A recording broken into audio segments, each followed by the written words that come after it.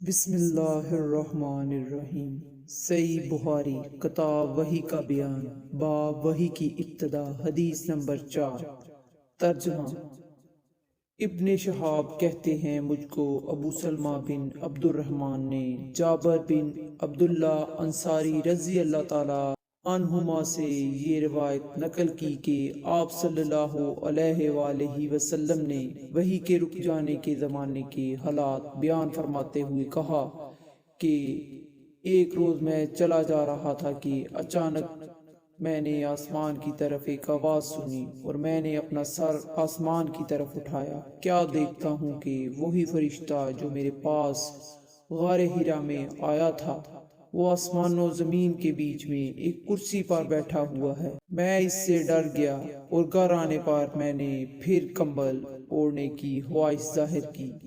اس وقت اللہ پاک کی طرف سے یہ آیات نازل ہوئیں: اے لحاف اوڑھ کر لیٹنے والے، اٹھ کھڑا ہو اور لوگوں کو عذاب الہی سے ڈرا، اور اپنے رب کی بڑائی بیان کر، اور اپنے کپڑوں کو پاک صاف رکھ اور گندگی سے دور رہ۔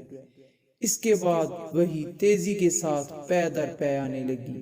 اس حدیث کو یحییٰ بن بکیر کے علاوہ لیث بن سعد سے عبداللہ بن یوسف اور ابو صالح نے بھی روایت کیا ہے، اور عقیل کے علاوہ زہری سے بلال بن رواد نے بھی روایت کیا ہے۔ یونس اور معمر نے اپنی روایات میں لفظ فوادہ کی جگہ بوادرہ نقل کیا ہے۔